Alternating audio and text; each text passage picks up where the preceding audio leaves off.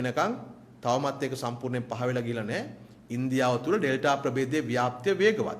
ආසාදිතයන් ලක්ෂ ගණන් වලින් වාර්තා වෙන්නේ. මරණ 4000 5000 වාර්තා වෙමින් තිබුණා. ඒතොර එහෙම තිබියදී දැන් අපේ ආණ්ඩුව තීන්දුවක් ගන්නවා ඉන්දියානු සංචාරකයන් ගෙනා ගන්න. ඒ ඉන්දියානු සංචාරකයන් ගෙනා ගැනීම සඳහා ඔවුන්ට දෙන්නෙක් එනවා නම් එක්කෙනෙකුට නොමිලේ ටිකට් ලබා දෙන තැනකට ආණ්ඩුව අද ගිහිලා තියෙනවා. කොවිඩ් වසංගතයේ අද අපි පසු කරමින් ඉන්නේ තුන්වන රැල්ල. ශ්‍රී ලංකාව තුළ මේ මතුවුණු කොවිඩ් රැලි තුනට සෞඛ්‍ය අමාත්‍යාංශය සහ ජනාධිපති කාර්යසාධක බලකාය විසින්ම විවිධ නාමකරණයන් දෙනු ලැබුවා. ඒ අනුව පළවෙනි කොවිඩ් රැල්ලට විවිධ පොකුරු තිබුණා. කන්දකාඩු පොකුර, වැලිසර නාවික පොකුර, බණ්ඩාරනායකපුර පොකුර, අකුරණ පොකුර ආදී විවිධ නම් වලින් පොකුරු කීපයක් හැඳින්වුවා. ඒත් ඒ රැල්ල අවසන් වෙන තෙක් කොවිඩ් සමාජගත වුණා කියලා ආණ්ඩුව කිව්වේ නැහැ. ඒ වගේම දෙවෙනි රැල්ල ආණ්ඩුව හැඳින්වුවා මිනුවන්ගොඩ සහ පෑලියගොඩ පොකුර හැටියට. ඒ මිනුවන්ගොඩ පෑලියගොඩ පොකුර අවසන් වෙන තෙක් කොවිඩ් වසංගතයේ සමාජගත වුණයි කියන එකක් ආණ්ඩුව කිව්වේ නැහැ. දැන් පසුගිය අප්‍රේල් මාසයේ ඉඳලා ආණ්ඩුව හඳුන්වපු හැටියටම අපේ රටේ ක්‍රියාත්මක වෙන්නේ අලුත් අවුරුදු පොකුර. අර කලින් තිබුණු පොකුරු දෙකටම වඩා අලුත් අවුරුදු පොකුරේ ආසාදිතයන් ප්‍රමාණය සහ මරණ ප්‍රමාණය වේගයෙන් වැඩි වෙන බව තමයි වාර්තා වෙන්නේ.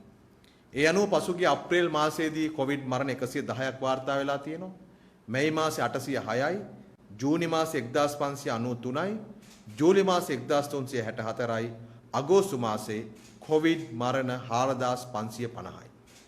ඒ කියන්නේ අලුත් අවුරුදු පොකුර තුළ පමණක් කොවිඩ් මරණ 8423ක් වාර්තා වෙලා තියෙනවා. අගෝස්තු 30 වෙනිදාන් අවසන් වනකොට අපේ රටේ මුළු කොවිඩ් මරණ සංඛ්‍යාව 9185යි. එයින් 8423ක්ම වාර්තා වෙලා තිබෙන්නේ අප්‍රේල් සිට අගෝස්තු මාසය දක්වා මේ දැන් ක්‍රියාත්මක වෙමින් පවතින කොවිඩ් 3 වෙනි රැල්ල නැත්නම් මේ අලුත් අවුරුදු පොකුර ඇතුලේ. ඒ වගේම සෞඛ්‍ය අමාත්‍යාංශය විසින් විටින් විට ප්‍රකාශයට පත් කරන කරුණ අනුව පැහැදිලිව පේනවා අපේ රටේ සිදු වෙලා තිබෙන කොවිඩ් මරණ වලින් 75%ක්ම සිදු වෙන්නේ වයස අවුරුදු 60ට වැඩි අයට කියලා. ඒ වගේම මේ සිදුවන කොවිඩ් මරණ වලින් 92ක් 93ක්ම සිදුවන්නේ කොවිඩ් එන්නතේ එක මාත්‍රාවක්වත් නොලැබුණු අයට කියලා. මේක සෞඛ්‍ය අමාත්‍යාංශය නිල වශයෙන් පෙන්눔 කරන සංඛ්‍යා ලේඛන. ඒ වගේම දැන් අපේ රට සිදුවන මරණ සංඛ්‍යාව අනුව පැයකට කොවිඩ් මරණ 9ක් සිදුවන රටක් බවට පත් වෙලා තිබෙනවා. මේක දකුණු ආසියාවේ ඉහළම අගය. ඒ වගේම ආසියානු කලාපයේ දැන් අපි දෙවනි ඉහළම අගය බවට පත් වෙලා තියෙන්නේ. පැයකට කොවිඩ් මරණ 9ක් කියලා කියන්නේ ඊටාම සැලකිය යුතු භයානක තත්ත්වයක්. මේ කොවිඩ් මරණ 9නුත් මරණ 7ක්ම වයස අවුරුදු 60ට වැඩි අය. ඒ වගේම මේ සිදුවන කොවිඩ් මරණ 9න් 8ක්ම එක මාත්‍රාවක්වත් කොවිඩ් එන්නත නොලබපු අය. ඒ අනුව අපිට දල වශයෙන් කියන්න පුළුවන් ශ්‍රී ලංකාව තුල සිදුවන කොවිඩ් මරණ පැයකට සිදුවන කොවිඩ් මරණ 9න් 6ක්ම සිදුවන්නේ අවුරුදු 60ට වැඩි එක එන්නත් මාත්‍රාවක්වත් නොලැබුණු අයට කියලා. මේක ඊටාම අවාසනාවන්ත තත්වයක්. මොකද මේක ලෝකය බලාපොරොත්තු නොවුණු තත්වයක් නෙමෙයි. මේ වසංගතය ආරම්භ වුණු 2019 දෙසැම්බර් මාසයේ ඉඳලා 2020 පෙබරවාරි මාර්තු වෙනකොට ලෝක සෞඛ්‍ය සංවිධානය පුරෝකථනය කළා මේ කොවිඩ් වසංගතයෙන් වැඩිපුරම මරණයට ගොදුරු වන්නේ අවුරුදු 60ට වැඩි අය කියලා. විශේෂයෙන්ම නිදන්ගත රෝග තියෙන අය කියලා. ඒ නිසා ලෝකයේ පුරා විවිධ රටවල් ඇමරිකා එක්සත් ජනපදයේ, යුරෝපයේ, චීනය ඇතුළු රටවල් ගණනාවක විද්‍යාගාර ඇතුලේ කොවිඩ් එන්නත් පිළිබඳව පරීක්ෂණ කරනකොට ලෝක සෞඛ්‍ය සංවිධානය ලෝක රටවල් වලට කිව්වා කොවිඩ් එන්නත් ලබා දීමේ ප්‍රමුඛතාවයක් හදන්න කියලා. ඒ ප්‍රමුඛතාවය පිළිබඳව ඔවුන් උපදෙස් මාලාවක් ලබා දුන්නා. ඉස්සෙල්ලම මේ කොවිඩ් රෝගීන් රෝහල්ගත වුණාම නැත්තම් නොවුන් එක ඉදිරි පෙරමුණේ වැඩ කරන අය ආරක්ෂා කර ගැනීම තමයි අංක 1 කාර්යභාරය. නිසා ලෝක සෞඛ්‍ය සංවිධානය කිව්වා එන්නත් ලබා දීමේදී ඉහළම ප්‍රමුඛතාවය දෙන්න සෞඛ්‍ය කාර්ය මණ්ඩලයට සහ ඉදිරිපෙළ වැඩ කරන ආරක්ෂක අංශය ඇතුළු වෙනත් අයට කියලා. ඒ වගේම සාමාන්‍ය ජනතාවට එන්නත් ලබා දීමේදී ලෝක සෞඛ්‍ය සංවිධානය ඉහළම ප්‍රමුඛතාවයක් ලබා දෙන්න කියලා කිව්වේ වයස අවුරුදු 60ට වැඩි අයට. ඒක ලෝක සෞඛ්‍ය සංවිධානය කිව්වට පස්සේදී ශ්‍රී ලංකාවේ සෞඛ්‍ය අමාත්‍යාංශයත් ඉහළින්ම පිළිගත්තා. ඒ අනුව ඒ ලෝක සෞඛ්‍ය සංවිධානයේ මාර්ගෝපදේශක දේශන කොහොමද ලංකාවට ගලපන්නේ කියන එක පිළිබඳව පසුගිය ජනවාරි 18 වෙනිදා ශ්‍රී ලංකාවේ සෞඛ්‍ය අමාත්‍යාංශය සවිස්තරාත්මක වාර්තාවක් හැදුවා. ඒ අනුව ඔවුන් ඉදිරිපත් කරා අපට අපේ ජනගහනයෙන් 3%කට එන්නත් ලැබුණොත් අපි ඒක දෙන්නේ සෞඛ්‍ය කාර්ය මණ්ඩලයට සහ ආරක්ෂක අංශ වලට කියලා. 3%න් පස්සේ 10% දක්වා අපිට එන්නතේ පළමු කෝටා එක ලැබෙනකොට අපි ඊළඟට පටන් ගන්නවා කියලා කිව්වා වයස අවුරුදු 60ට වැඩි අයට එන්නත් මාත්‍රා ලබා දෙන්න. නමුත් සෞඛ්‍ය අමාත්‍යාංශයේ මේ තීන්දුව එකපාරට කන පිට ගැහුවා. එකපාරට වෙනස් වුණා. ඒක කොවිඩ් රාජ්‍ය අමාත්‍යවරියත් නොදැන තමයි සිද්ධ වුණේ.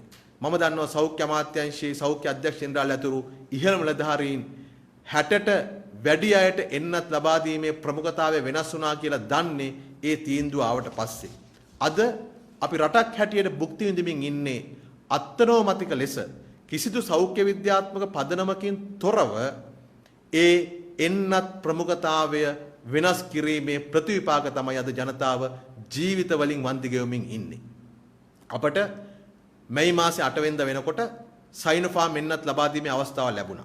ලෝක සෞඛ්‍ය සංවිධානය මැයි මාසේ 7 වෙනිදා සයිනෝෆාම් එන්නත් අනුමත කරා.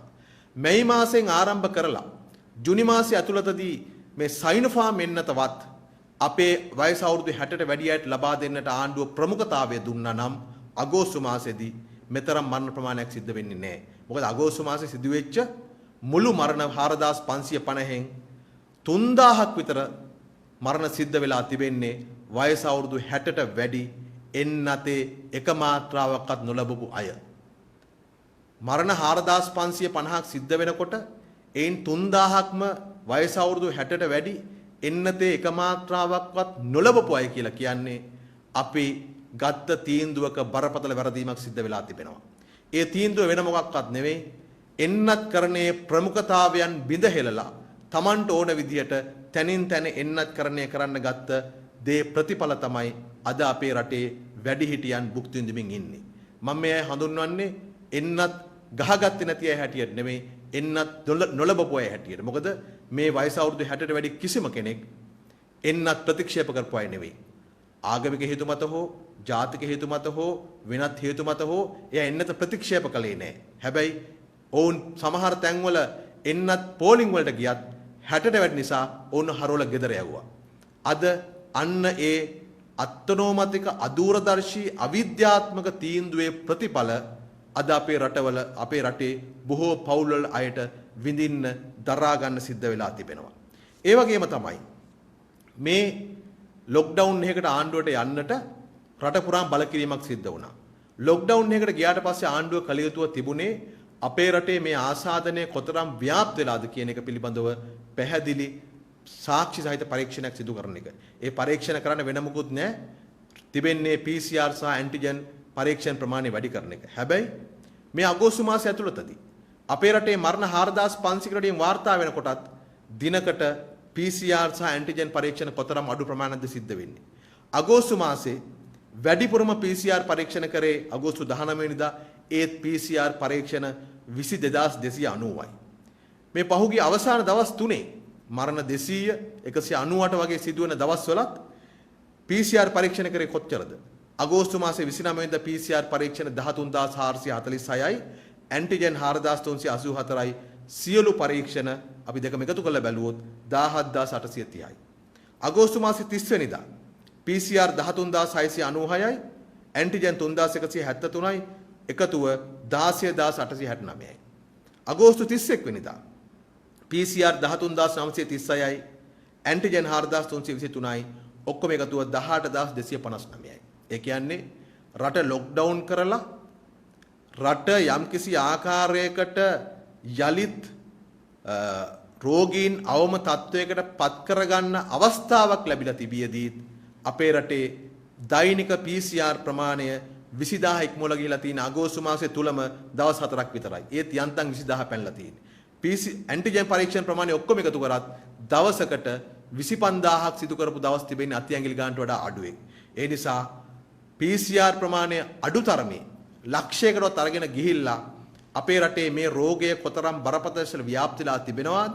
ඒ වගේ මේ PCR පොසිටිව් අය වෙන් කළා හඳුනාගෙන ඔවුන්ට ප්‍රතිකාර කරන්නට, ඔවුන් නිරෝධායනය කරන්නට යෙදවීමේ කටයුත්ත සම්පූර්ණයෙන් මේකෙන් අසමත් වෙලා තිබෙන්නේ.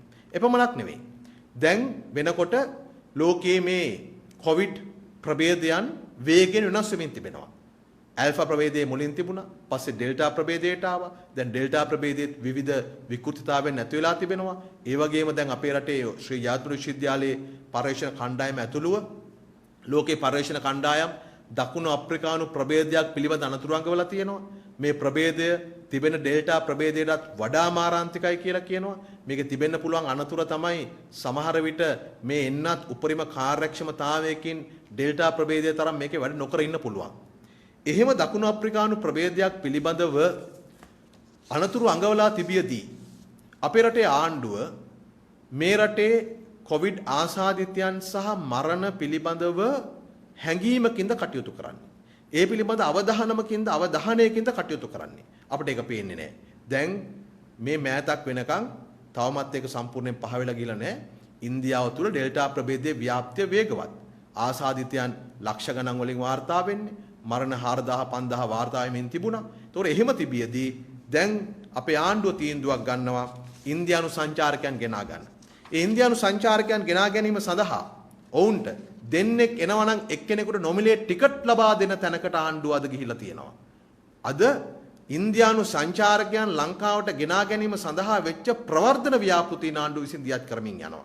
මේ තිබෙන්නේ 241 Escape to Paradise. Sri Lankan airline එක විසින් හදපු ප්‍රචාරක දැන්වීමක්.